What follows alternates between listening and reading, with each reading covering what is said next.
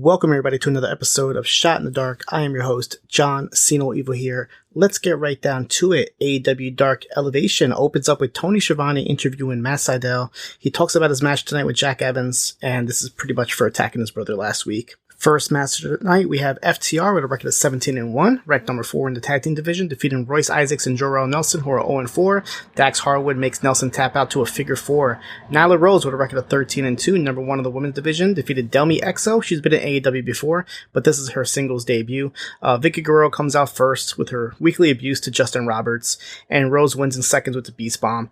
And then after the match, Vicky Guerrero puts Nyla's shirt on top of Exo that says, "I survived Nyla Rose." She's been doing this for a couple weeks now, so that seems like to be Vicky's new role here. The Acclaim defeated Baron Black and Tamilian Vanish.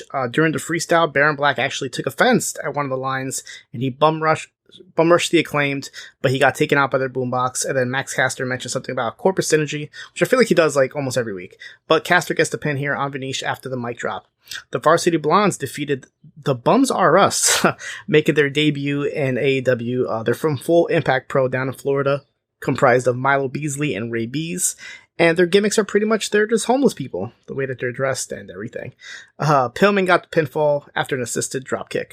Chris Statlander defeated Renee Michelle easily with the Big Bang Theory.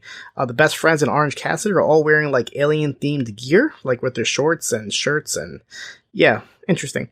Taz and Powerhouse Hobbs, they cut a promo on Hangman Page where Hobbs tells him to saddle up and get on his horse because it's going to make him deadbeat this Thursday. Matt Hardy with a record of 10-3 defeated Jora Joel. They said he's making his debut, but Joel has actually appeared on the show as Robo the Punjabi Lion twice already this year. But he on his Twitter page says that he's formerly known as that, so I guess he's going through a gimmick change here. And this is interesting because Matt Hardy does win with the Twist of Fate, and after the match he cuts a promo on Joel saying that his papers are about to expire soon, and he would have to leave and go back to India, so he offers help if Joel works for the Hardy family office. So interesting here, and I'm guessing with the name change and everything, maybe Joel's gonna sign full-time to AEW. Shawn Spears and Wardlow defeated Ryzen and Cow Hero. The referee stops the match after Wardlow hits Ryzen with that big knee in the corner. That Tony Schiavone says this should be called Ring the Bell. That always happens when he hits the move. Powerhouse Hobbs, with a record of 8-1, defeated Darian Bankston, making his debut. Hobbs destroys Bankston easily with a power slam. During the match, Paul White was even comparing Hobbs to Brock Lesnar. Jade Cargill, 7-0, defeated Robin Renegade. Before the match, Mark Sterling, he takes the mic and announces that Jade is the face of the Black News Channel, and they're still taking offers from everybody who wants to be a part of hashtag Team Jade because she's that bitch. And Jade wins in seconds with the Jaded. We go to a video of Jora Joel from earlier who says that his dream was to wrestle his hero Matt Hardy, but he's not the same person he used to look up to. But he offered him to work for Tony Khan, and he's not sure if he'll join, but he'll at least consider it. So, interesting development here. Eddie Kingston and Penta El Zero Miedo defeated Fuego del Sol and Barry Morales. Easy quick win here with Penta getting the pin on Fuego after an arm breaker. And Fuego Morales were able to get a little bit of offense here. Jungle Boy defeated Cesar Bononi. Jungle Boy had the snare trap on. The wingman tried to stop it, but Luchasaurus and Marco Stunt stopped them, so Jungle Boy hits the running forearm to the back of the head on Caesar for the pin. In the main event, Matt Sydal defeated Jack Evans. Really good match here from both. Sydal gets the win here with the lightning spiral.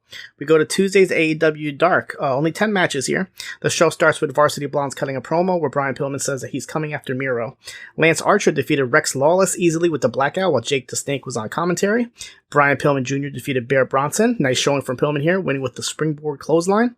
Brian Cage, with a record of 8-2, defeated Chandler Hopkins. Ricky Starks was on commentary the whole time, pretty much talking trash, talking down to Cage, and it even got Taz a little bit worked up here, getting upset at the situation that's happening here.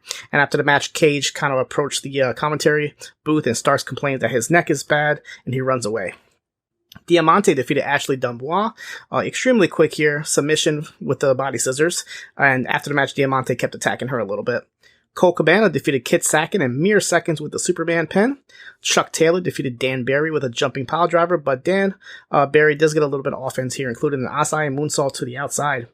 Abaddon, with a record of 8-1, defeated Ashley Vox easily here with a leg hook DDT. Griff Garrison defeated Marco Stunt with a rolling elbow. The Bunny, with a record of 16-7, defeated Reka Tahaka easily with the down the rabbit hole. In the main event, Stu Grayson defeated Serpentico. Longest match of the show here, going a little bit over 5 minutes. Grayson wins with the Nightfall, but it wasn't an easy win for him.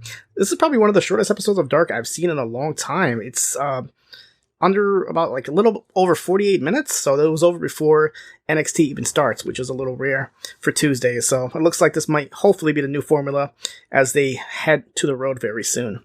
We go to NWA Powerrr. The show starts with Kyle Davis interviewing Strictly Business, where they talk about how it's stupid of NWA to put Chris Adonis and Thom Latimer in the same match later on for the triple threat. That's a qualifying match for the NWA National Title.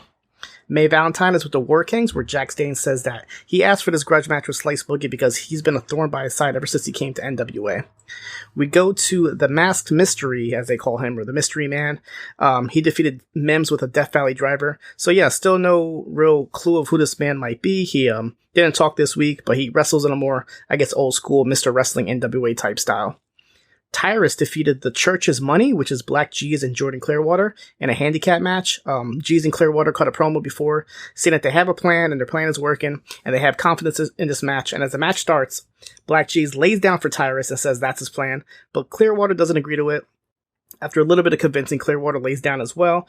Tyrus goes with it and he pins them with his finger in his boot, but Clearwater doesn't seem too happy about this. We go to Thunder Rosa and Serena Deeb, who are being interviewed. Rosa calls Deeb an outsider, which is a little ironic since Rosa's been all over AEW. But Rosa talks about how she's elevated the NWA Women's title by defending it in AEW, and that Deeb isn't loyal to NWA. Serena Deeb says she was asked if there's anybody that she's looking at on the roster as a future, and she brings out Kylie Rae, and of course Kylie Rae is over the top being extra happy here, and Rosa stops her. And as she's about to bring her person out, Melina interrupts her, but Rosa says that this is not the person she was going to bring out. It's actually Skye Blue. Melina gets a little upset, calls Blue a rookie, and then they all kind of start talking trash to each other, and then Deeb kind of gets in the face of Rosa, and they have a little scuffle and brawl, go into commercial. We go backstage. May Valentine is with Taryn Terrell and Genocide. Taryn Terrell pretty much says that Rosa and Deeb, they overlooked Genocide. Crimson defeated Slice Boogie in a grudge match. There were some chairs and belts involved here. Crimson tried to end the match with a chair, but Jack Stane stops him, so Crimson instead wins with a Death Valley driver, but it's caused a little bit of a disagreement between them, and Crimson walks away from Dane. And the main event, Chris Adonis defeated Parrow and Thom Latimer. This is another one of those triple threat tournament matches for the NWA National Title. Adonis and Latimer were mostly working as a team, but they did fight a little bit after disagreeing who's going to go for the pin, and then Adonis kind of tells Latimer to go off the top rope to hit a move, but instead Adonis goes for the pin, so that obviously upsets Latimer a little bit. NXT UK, Wolfgang defeated Sam Gradwell with a spear. A hard-hitting match with Wolfgang getting a little bit busted open in the face here. We get a number of women from NXT and NXT UK talking about how big it is for Michael Satomura to become a women's champion. We even get Raquel Gonzalez suggesting that she wants to see herself versus Michael at Survivor Series if that happens. Kenny Williams defeated Danny Jones with the bad luck. We go to a sit-down roundtable hyping up Ela Dragunov, Joe Coffey, and Rampage Brown's upcoming triple threat match. The usual, get a little heated. They all kind of talk trash about each other. We see Mark Coffey, who's backstage, who goes and bothers Shaw Samuels, pretty much trying to get him to agree to a match with him. We go to Supernova Sessions with Noam Dar. He shows off his brand new shirt. He brings out a guest, Jordan Devlin, who says that Devlin is there to stay in NXT UK and challenges anyone to step to him. We go to the PC where Tyler Bay and Jack Stars are pretty much sparring in the ring, and you kind of you zoom in and you see Tyler Bate offering Jack Stars a shot at the Heritage Cup, but Stars turns it down.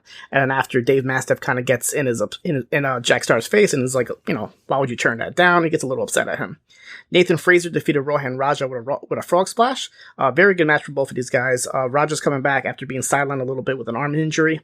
And after the match, as Fraser is about to help Raja up, we see a graphic on the screen for Tealman's eye, pretty much implying that he's watching either one of these guys or both of these guys.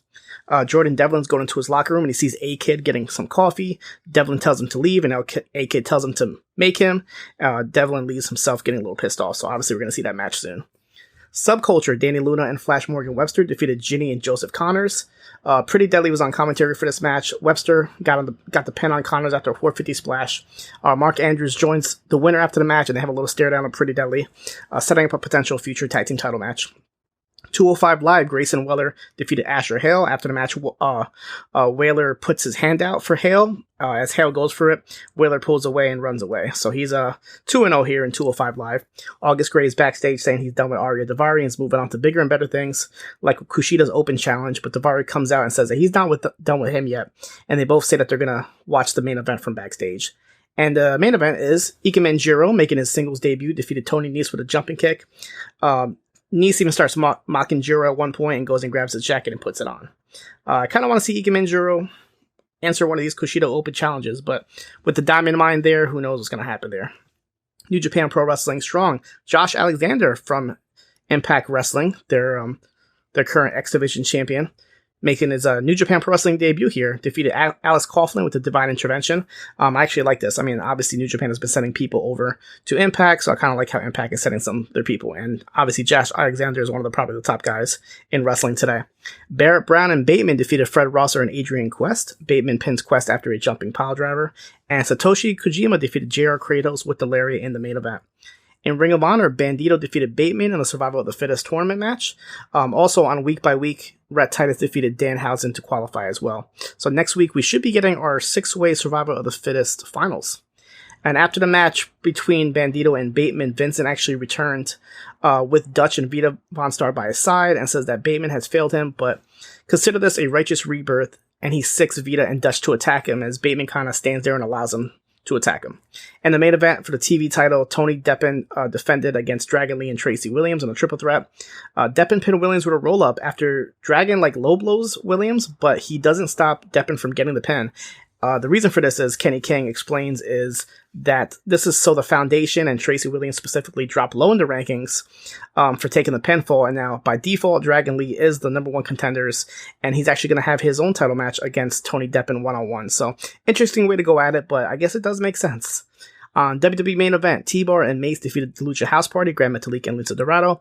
And the main event, Ricochet defeated Drew Gulak. As you guys probably know, it should be interesting, but next week's main event has Karrion Kross and Bronson Reed both wrestling, so stay tuned for that next week on here. And the WWE Network editions of the week, Progress Wrestling Chapter 113, and another episode of ICW Fight Club. They also added 10 episodes of WWE Superstars from 94, which I was checking out. So yeah, if you guys want some nostalgia, check it out, including Jeff Jarrett kind of dressing up as Doink the Clown to trick poor little Dink. So yeah, check it out. And check me out here next week for another episode of Shot in the Dark.